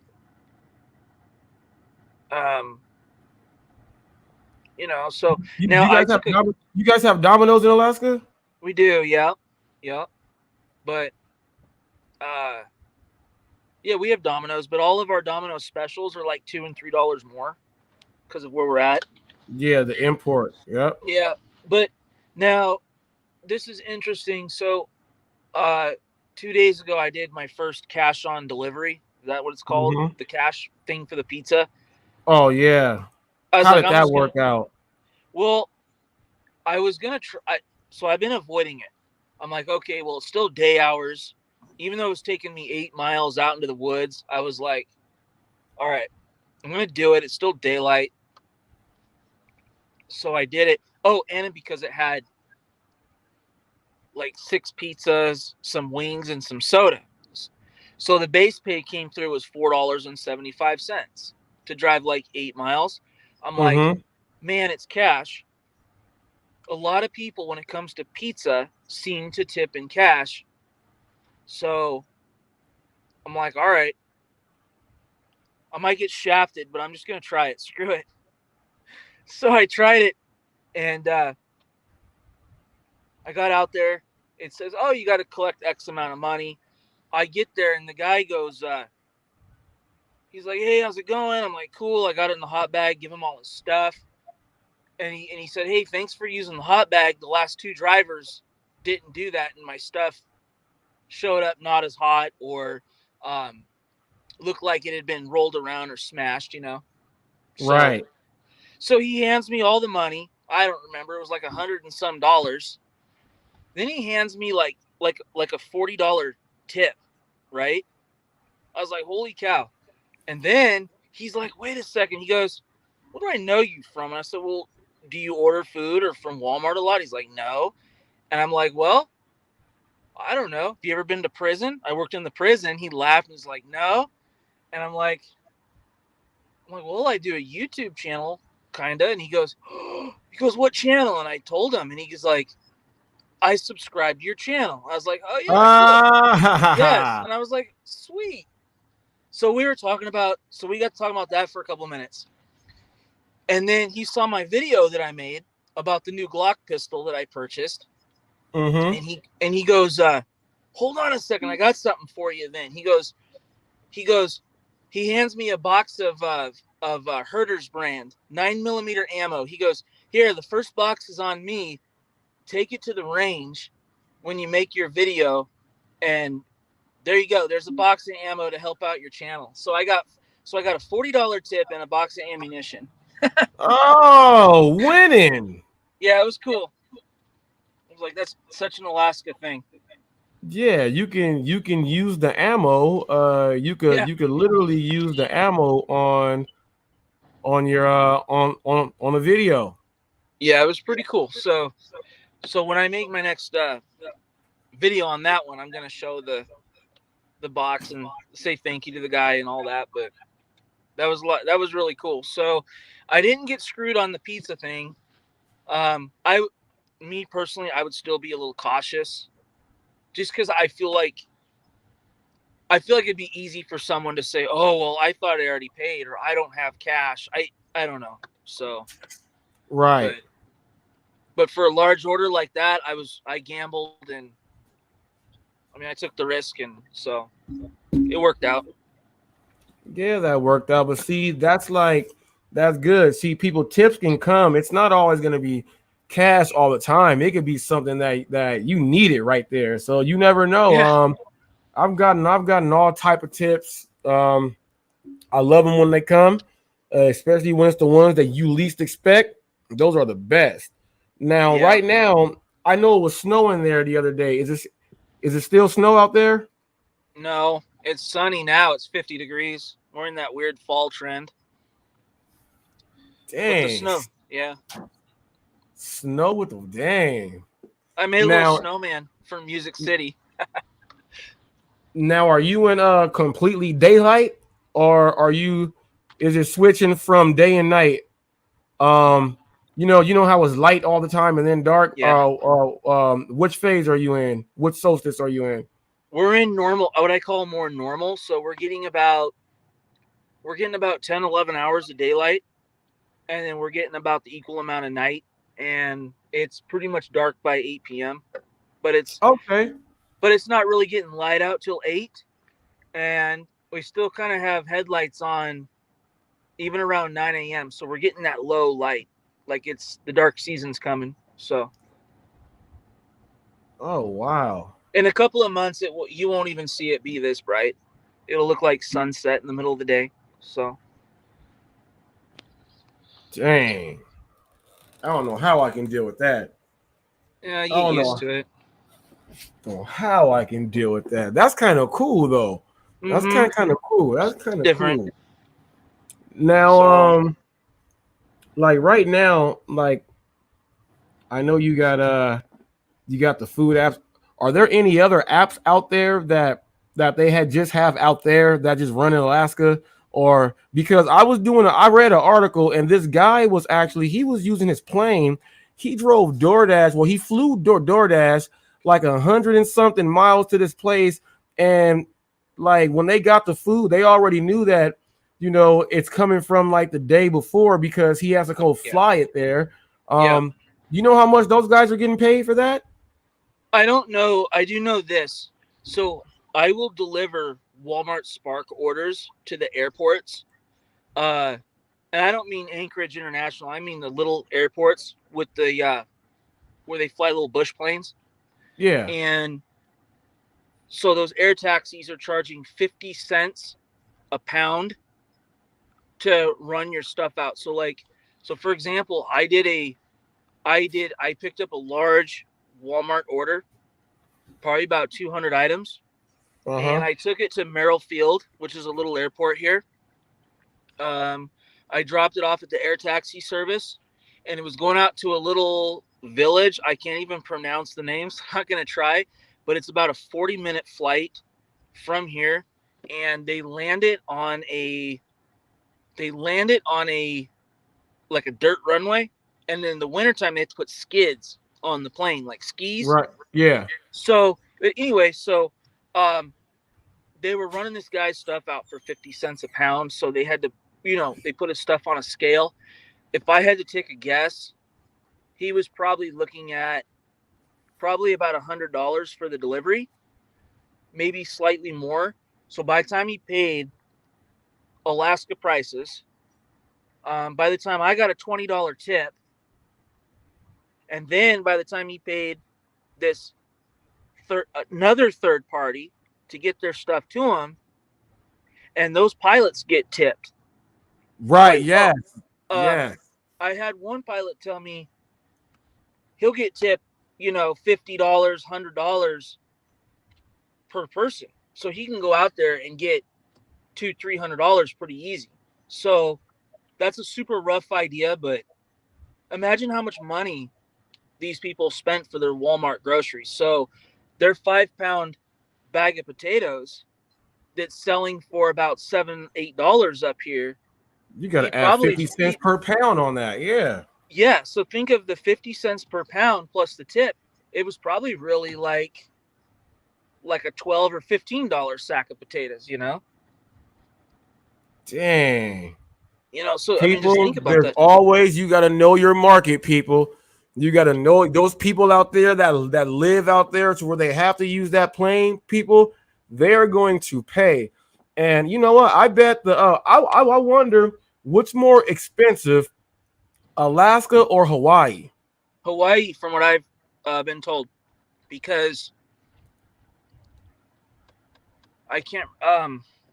So they have things barged and plane and flown there, but I've been told by people that it's actually a little bit more money in Hawaii. Man, so see. And so that's the thing. Like, now some of these air service, now 50 cents a pound, I know is kind of on the cheaper side, because I've heard as much as 80 cents a pound to have stuff flown.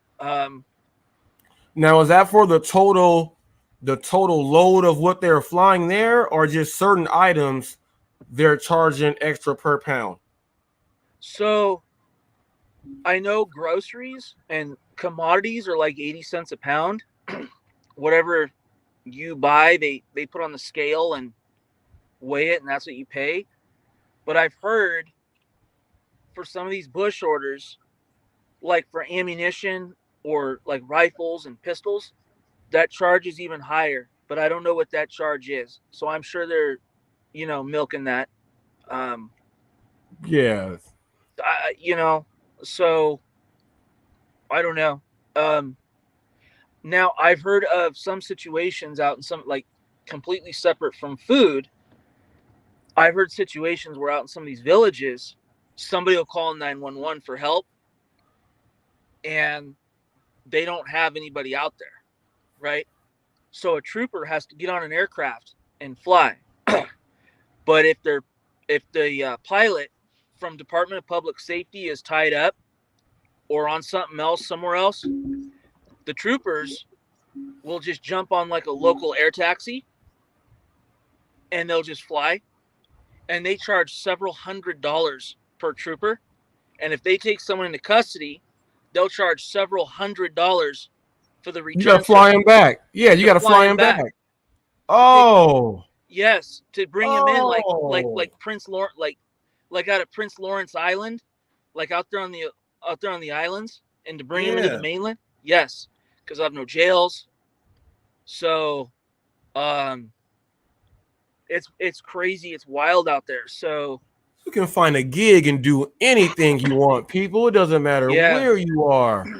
Those dudes are probably sitting there just waiting to just. All I'm going to do is pretty much just transport officers. That's it.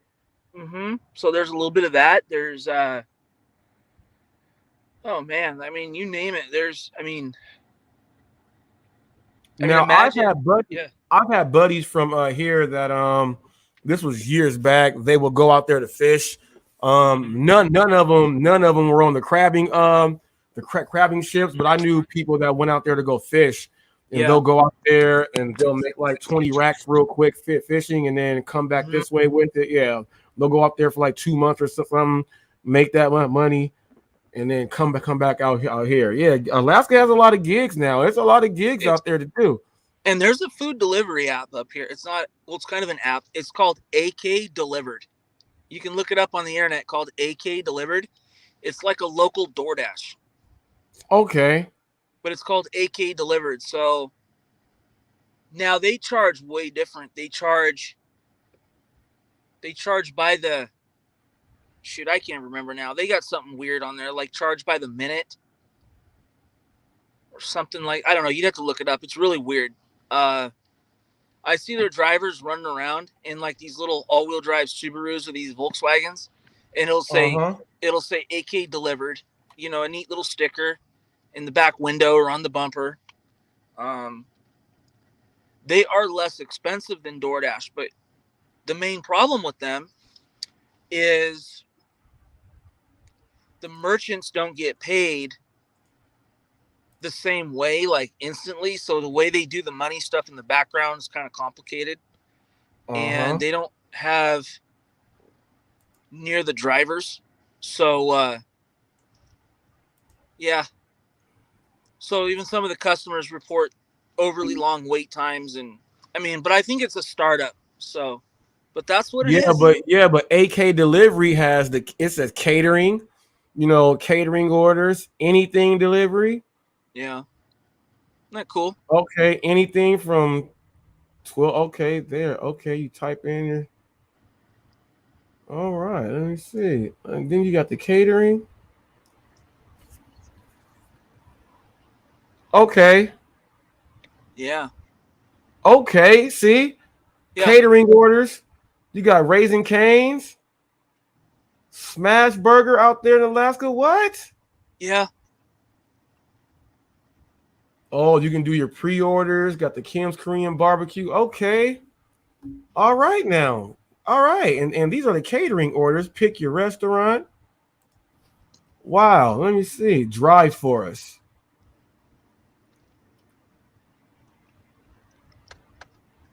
So it's drive for us. You can see name, address, do all that. Huh. Interesting. When can you start? Email, right now. when can you start? Upload a resume. You can upload a resume here. It says partner. It says partner with us. You know, if you're a restaurant, you want to partner with them. That's probably what it is there. Oh wow, yeah. But see, this has the catering. Yeah. So there's people out there making that. So this is like if someone's probably doing like that flying thing, and someone does a catering thing, they're gonna get themselves some good a good order. All right, AK Delivered. Well, anyone in Alaska, you were looking for another place to get your order on, you have AK Delivered. So make sure you hop on AK. What's up, James Gipe? My main man, James Gipe. What's up to Sam and all your crew out there? Yeah, hey, that's not bad. That's not bad. You can just go do it and try to sign on up and see what it does. See about those catering orders. Right. I should. Maybe I'll do that for fun. But that's what but that's how they get DoorDash out to the bush is you order it, you have it delivered, you know, to the little airport, and then they bring it out. So that's how that works. That's I mean, the Walmart Spark thing is incredible because I'm delivering, the word is spreading. And I'm delivering more and more orders to the airport. I just delivered to a place, it was like 2 weeks ago, to a little what do you call it? A little airstrip in this neighborhood. So we have a lot of neighborhoods, aviation neighborhoods with hangars and airstrips in the subdivision out in the middle of the woods, you know? And so the guy runs his own little air taxi, and I delivered a couple of large Walmart orders there. And then he's just like, hey, just drop them all right here in this hangar.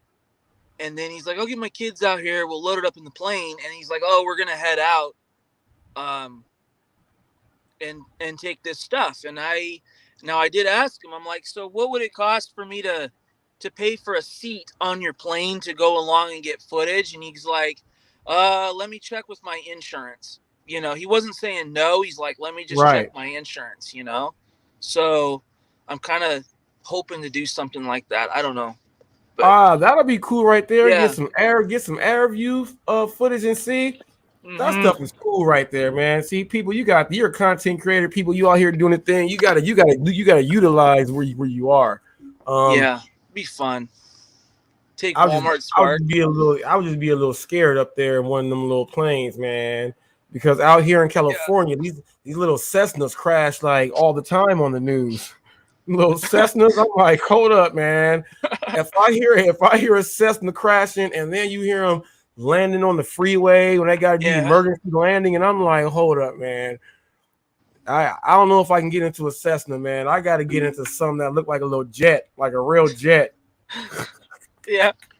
But I mean, that's something I'd like to do, you know, just to show a different side of it. You know, how cool would that be? Getting the Yeah. footage, picking up some Walmart Spark, and be like, well, we're not done. We got to put it on this. Let's go. You know, I'm trying, but They even have in Alaska. I think I've seen this on National Geographic. My man had the he had the hang glider. He had the hang glider tri-wheel with the motor on it, and yeah, he was in. I think he was in Alaska, and he was hang. I said, go ahead right there. That's crazy right there, though. So okay, so the way the mountains are here, so we have the coast, and then you know the mountains. There's a community down the road called Eagle River, and everyone goes hang gliding out there in the summer, and it's a huge thing around here. And you can literally, and the way the winds are, and the way they bounce up off these mountains, these guys will be up there for hours. Now, I had the chance. I talked to a pilot with Alaska Airlines, and we were talking about that because I'm like, how is it when we're way the hell down, because I know when there's one direction we come in when I'm coming back from Idaho and flying back into Alaska. How's it going, DoorDash Revolution?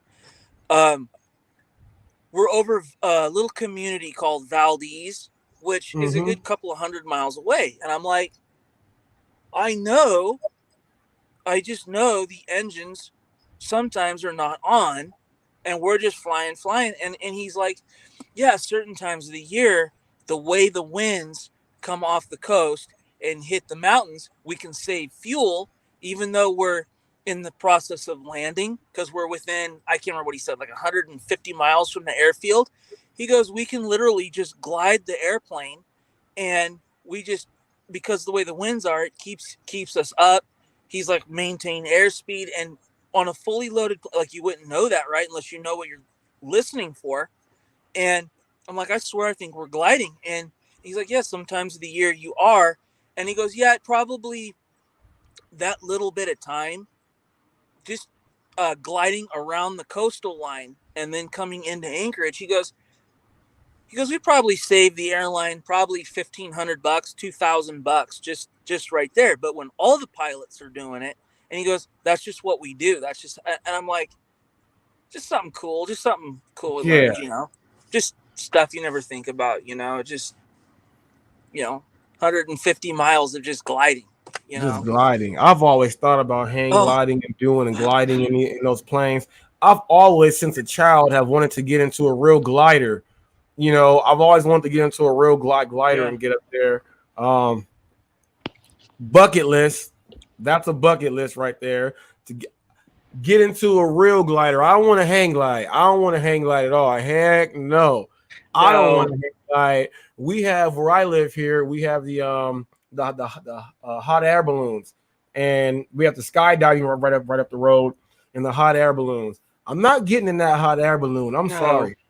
I'm not getting in no hot air balloon. I'm not going up there to just sit and stare at everything like that. I'm not doing that. No. And then I've seen too many things happen on TV with hot air balloons. I'm like, no. And then I won't skydive, even though I want to so bad. I like the guys that put on those flight suits and glide, but Yeah. I think that looks cool right there. And now Yeah. some of these guys have like jets on them, but we have the indoor skydiving where you can go in there and do the That'd be fun. simulation. I'll do Yeah. that. I'm not jumping out of no plane and depending on a No. bag in a trash bag to help me float. Nope, not doing it. I can see if I was in war or something, I got to use that thing. Nope, I'm not jumping out of no plane purposely. Yeah. No, I definitely would not want to either. I don't care how bad the service or snacks are. I'm not going out the airlock. No way in hell. Yeah. Dang. But So yeah, what's so your plans that's for the rest of the day?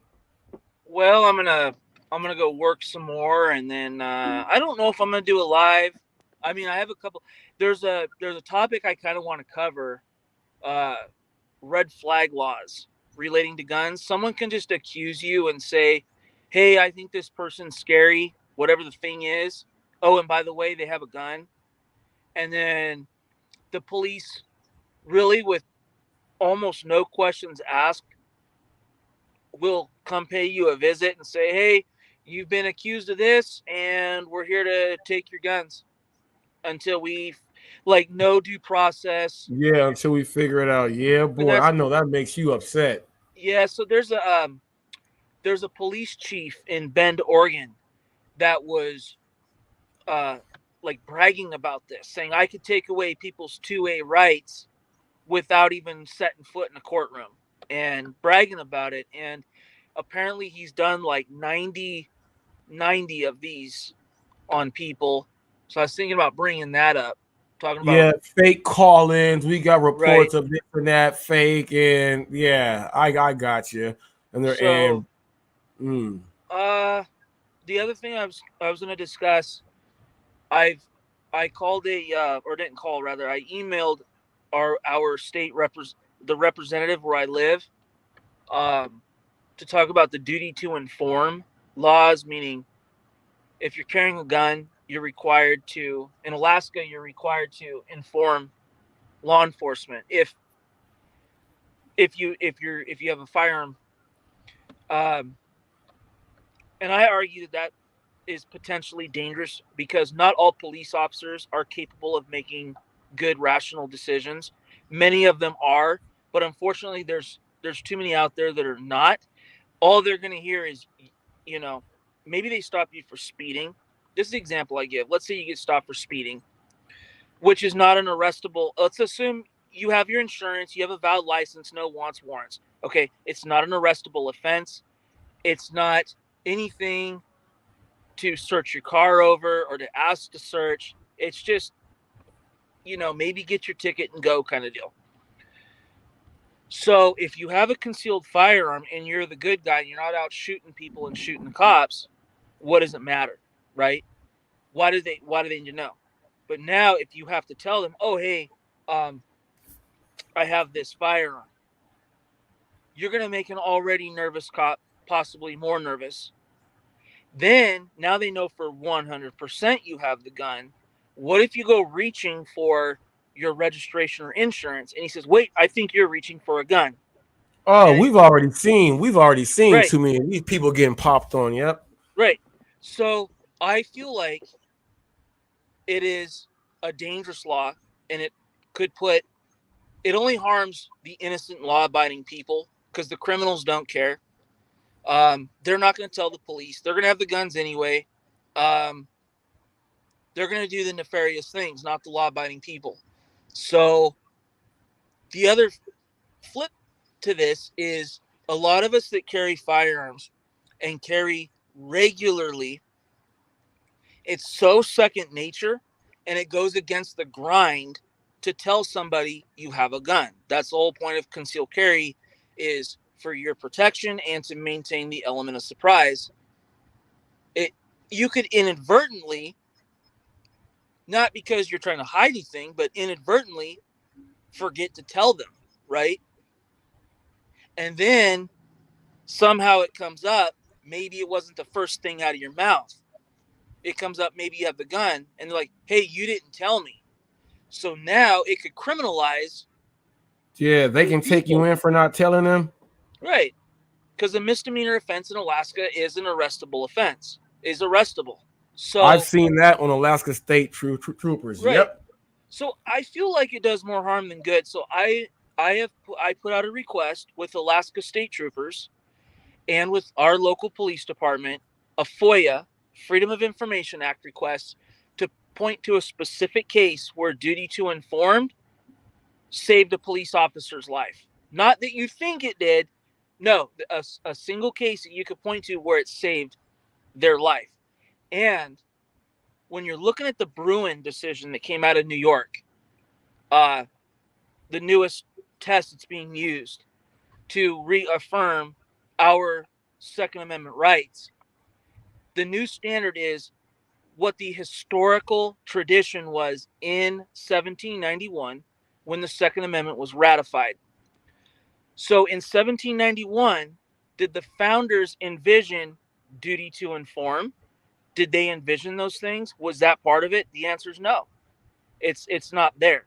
So now all these gun laws across the country are starting to be tore down because they're being found to be unconstitutional. So for that reason, I think Alaska's duty to inform is unconstitutional. So maybe they think because Alaska is like the last frontier, like, you know, like because if I'm gonna go to Alaska, I'm gonna assume that everybody has a weapon. That's just me. I'm gonna assume everyone in Alaska has a weapon. I'm sorry. Right. That's just what I see. You know what I mean? Right. So that's why you're seeing a lot of these things coming to light, and you're seeing a lot of these federal judges, including Biden appointed judges, striking down some of these gun laws.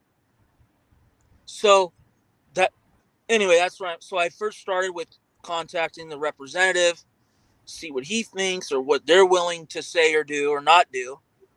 If they're not willing to do it, then I have to research the other avenues to see about who do you sue, right? Is it the state attorney general's office? Is it the Department of Public Safety? Who do I sue as a pro se litigant to get, enough to get in front of a judge to see? Anyway, you know what I'm saying. But yeah.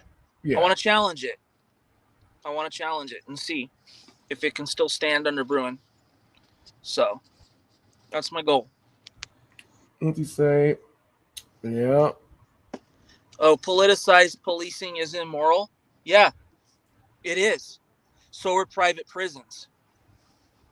Yeah, that's where all the money is made right there. To all the private prisons, that's all the money right there. That's filthy. That is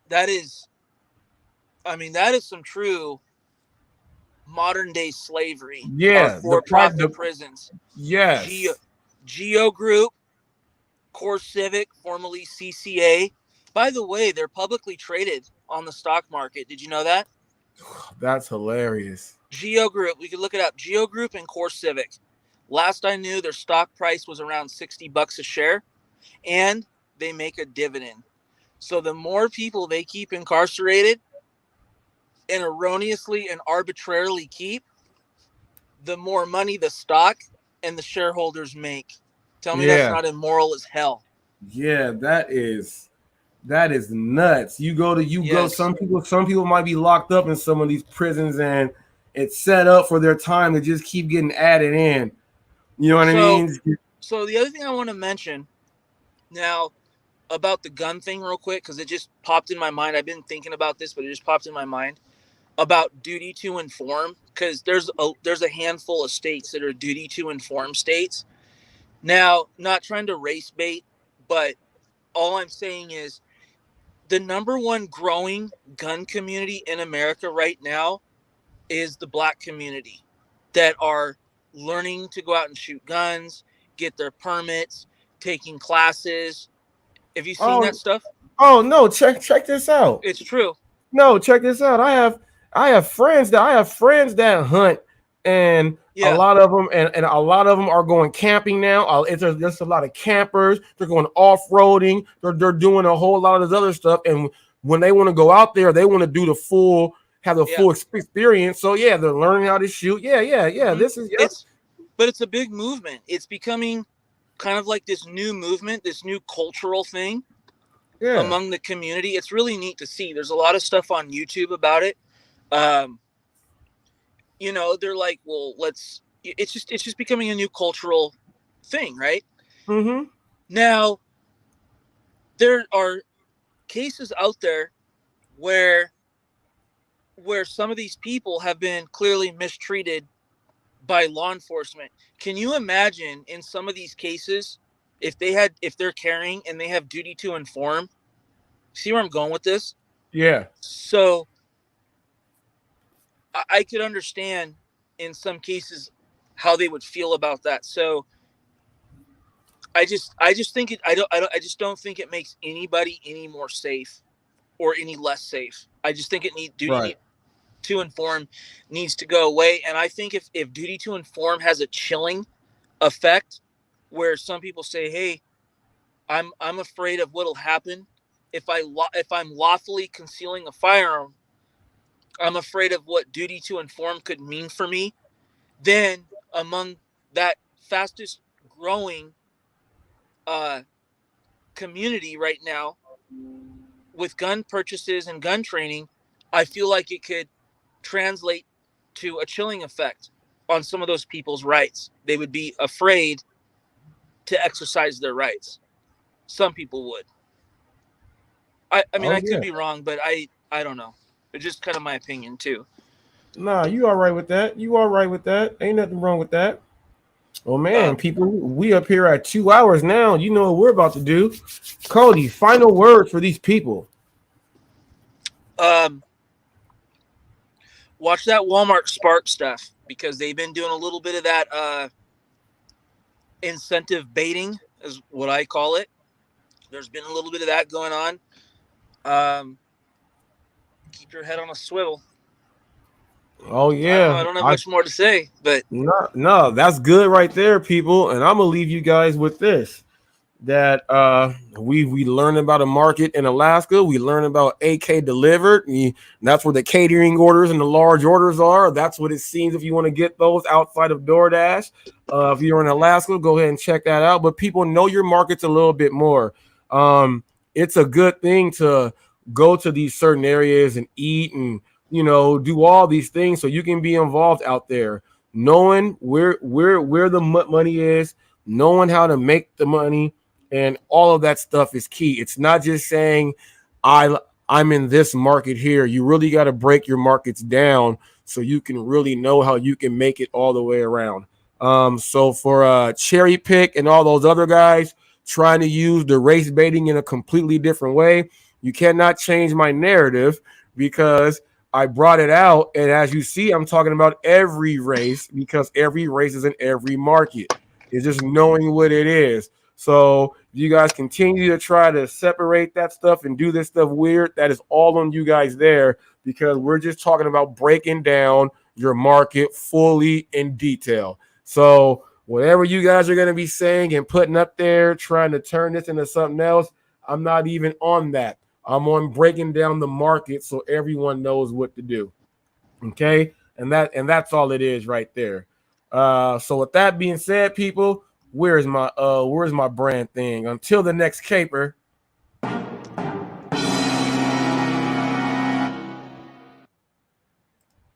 I'm out of here like Chuck Woolery in 2 and 2. Hopefully next episode, someone will actually come out and speak about how different their market is and break down how it works like that. But until then, people, enjoy these tunes by Navy 3A.